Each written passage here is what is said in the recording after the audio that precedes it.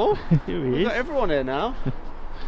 So we've made it to Salford Community Stadium, home of Sale Sharks, and we're going to get some good campaign footage, and we're going to have a little tour of the stadium. Let's go inside and have a look. Morning, mate. Nice to meet you. How are we doing? Well, mate. you? Welcome to Sale Sharks. Thanks for having us. Start here. This is the club shop. Morning. You all right? Bit of a Sharks mecca of Everything Sharks you can imagine. Yeah. In our new colourways, orange and blue, after our owners, Simon and Michelle Orange. Bit of memorabilia in here. So this is the 2 shirts from Gallagher Premiership final when we won it in 2006. So that's the Leicester shirt for the team we played, and that's obviously our title winning shirt from then. It's mad how different the jerseys are.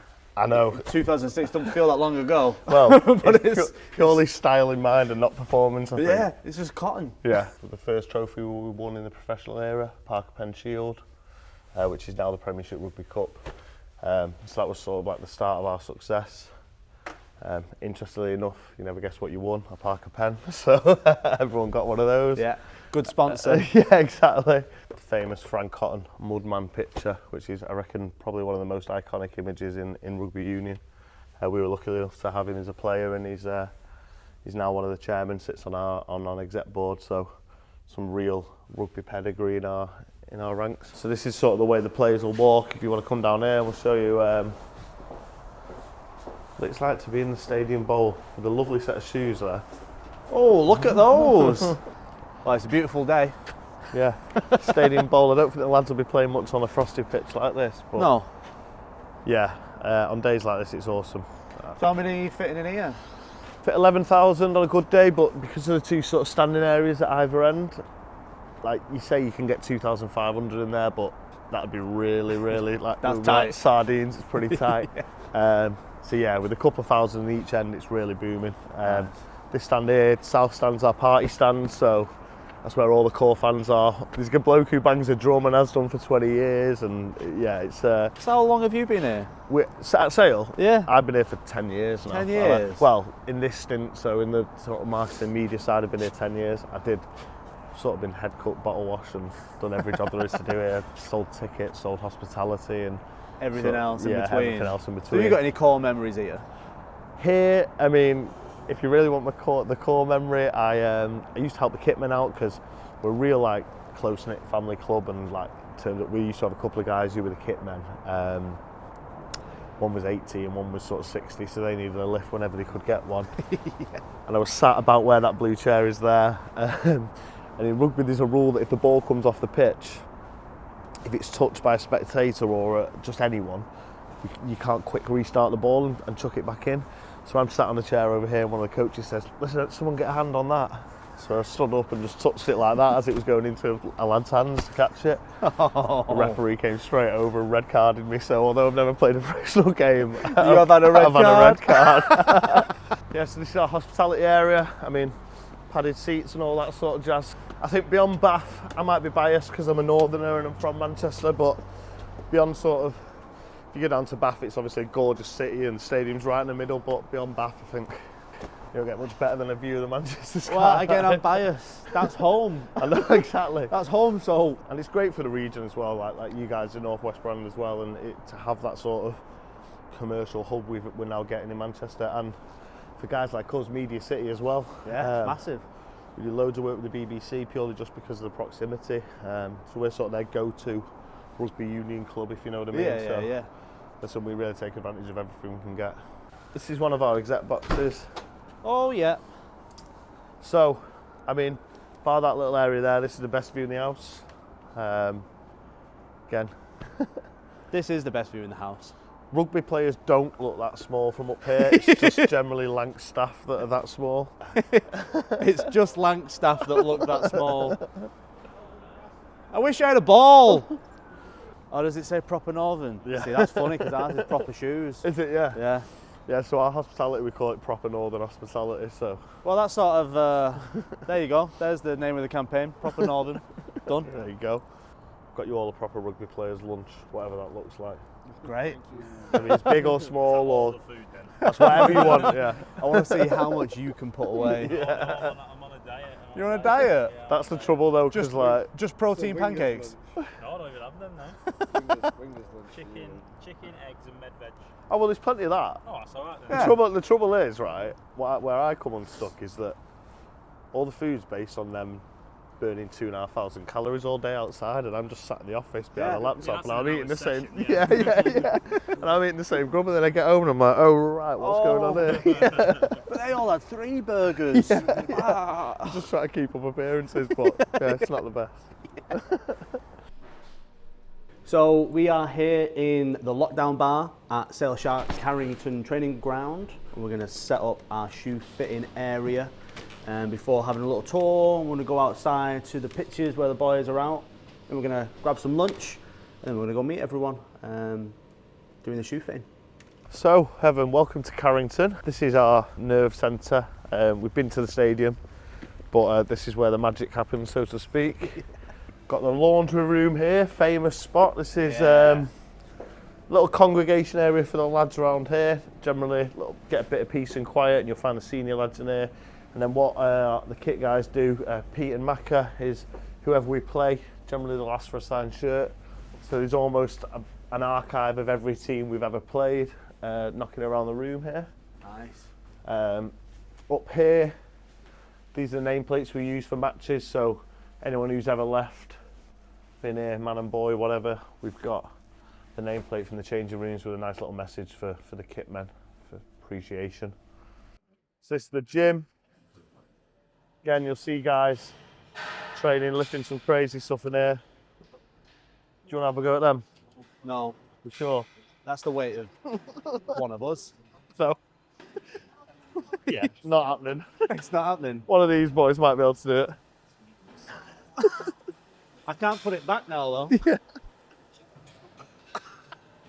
Listen, Yeah, I'm gonna leave it. That's going to be for someone else. As I mentioned earlier about our kit men, we had 2 guys who worked here for a really long time, sort of 20, 30 years, and sadly one of them passed away a few years back. So his name is Alan Blease, so we made this, we called it Blease's Garden. It's just a bit of a chill space for the lads. What we did is we said, all the players at the time, everyone bring a flower or a plant in, we'll all plant them. So all these flowers that you see around the garden were all brought in by the lads, just as a nice little sentiment. It's a little area for the lads to get in the zen mode after training and do a bit of proper recovery. I got married in LANX shoes. Did you? Oh, so There you go. Look at that. You. The limited edition Sale Sharks ones we got. Nice. Remember them ones? Yeah. We've still got them in the office, but it's before my time. Yeah. Yeah, so you guys are getting just some at a choice now, and then next season we'll do something bespoke for everyone. Awesome. But yeah, so here's the boys training. Don't know if you can see it, but we've got the drone up. Who's that? It's the analysts. Yeah, so what we do is Those guys there. Yeah. so we have a drone up at every training session.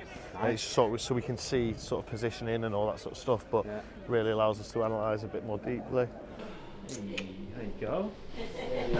Signed Sale Sharks Nice. shirt and And you said, oh. are they winning everything? Yeah, everything. All right. Signed shirt and ball and a pair of LANX shoes. Nailed it. Nice one. Got there in the end. I'd say the biggest difference is the people here. Like when I first came to the club, I noticed how many people were from up and around this area, like in the north. Obviously, I've been at Leicester in the past. I've been at Bath. But it was the first club I came to really where it was like I actually thought, oh, this club is represented by people from this area, and obviously like we just spoken about there with northern people, how kind they are to each other, how caring, how just normal I suppose, and that was the biggest thing I noticed straight away. And that's just not even from a player's point of view, it was staff, chefs, kit men, everyone really. It was so nice to come into. Yeah. For me, it needs having an identity. Like again, I wouldn't let you. We got the South African influences, you know, the Pre brothers, all of them, Ernie, Hiram, Griffiths, Wales with a tinge of a New Zealand accent. So like, we do have like, it's not like everyone's from the north, but we come together and having that one identity is I think a massive thing. So yeah, it's like a northern thing, but ultimately it boils down to like, are we all on the same page for the 80 minutes? Because we can be great lads, we can, all be from within a 10 mile square radius, but we need to win. Yeah. And to do that, we all need to be thinking the same way. Don't get me time my laces. I can't time my laces. Honestly, I think the dinner lady at my primary school taught me, which basically made me do it myself. And I actually didn't realise It's it like was you weird. have to. I'm a fresh one and do it again on there. So it's like here, but it's down. And I go like this, and then there.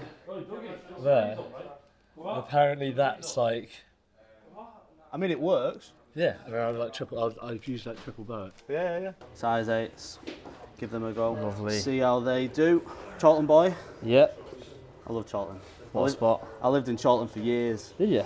Where are the places to eat in Charlton? Where are the best in your opinion? Because I think there's a good Yeah, selection. there's a great selection. Depends what you're looking for.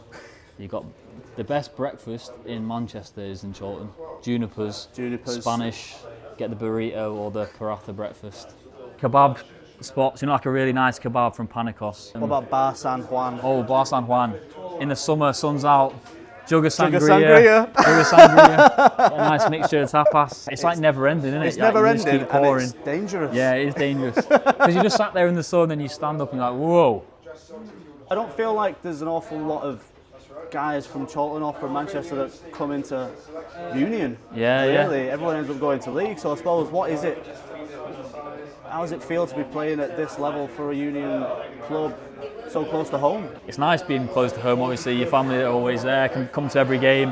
Yeah, a lot of my mates play football on Saturdays and Sundays, and once they started to change rugby from a Sunday to a Saturday, then everyone started playing football. So yeah, you kind of have to try and reach out to Charlton if you're going to play much rugby, but then obviously you got Broughton Park, you got clubs that are like round the corner, Disbury Tock H, places like that. So definitely football orientated, isn't it? Because you're not that far from United, but well, that's it. Yeah. I feel like the city is known for football and not really anything else, even though there's big clubs here. Yeah. What's it like to play for Sharks? It's class, obviously, sort of going to the top level of rugby, playing against the best teams, the best players week in, week out, but then also with all your mates that you played with since you were 15, 16, that's like the best way to sum it up, really. Obviously, rugby union is very like south based, so it's good to sort of put our hands up for the north. Us in Newcastle, but I mean they are more north, but like we're more Manx, so it's all right. There you go. Thank you for your time, Cheers. mate. Much appreciated. Where did they get this from? Honestly, mate, we've got about 12. Just every room has got a I like selection. the look. I think we should definitely get a rug and a Chesterfield for the bar. We just like it to feel like the living room that we all wish we had.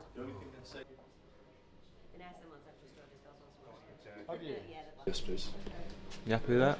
That's alright, isn't it? Yeah, they're perfect. Good. Yeah? Stick the other one on for us and let's see how it feels. So how many seasons have you been at Sharks now? This is my third season. Third season? I didn't play in my first one.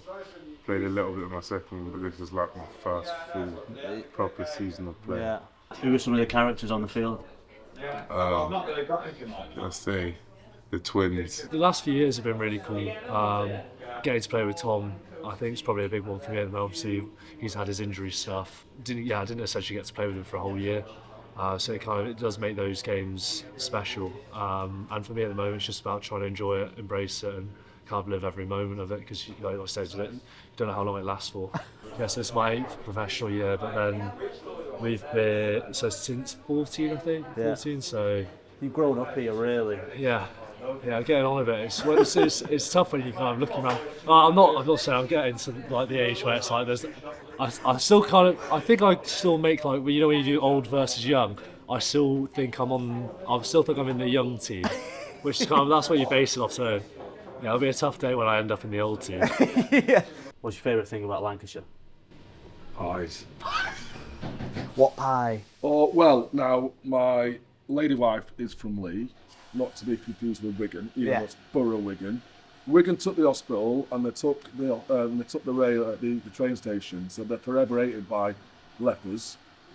And yet there's like Paul's Pies in Wigan, and there's the Whitakers somewhere near Lee. And I've been to like birthday parties at her house, like her granddad, God rest his soul, who's passed away, but I think for his like 80th, all he had was cars pasties. That's all he had. So you could only fill yourself up on like 15 cars pasties, and since I've been back, they keep finding new pies that I've not had before, like butter pie, like almost useless pies, but nevertheless delicious. So I'm a big fan of pies. You don't get them the same down south. Yeah.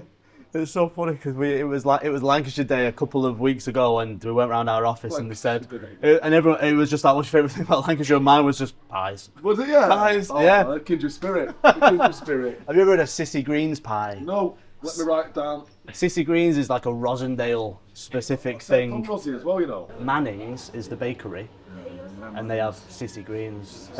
So it's CISSY, and that is. Always ask the yokel. Ask a yokel for. Yeah, honestly, that is a pie like no other pie. A pie like no other. You should work for him.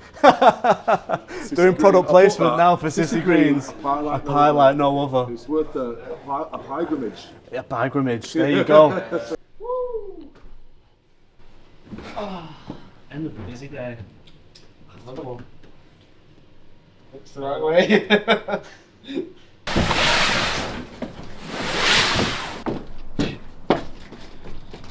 Go on.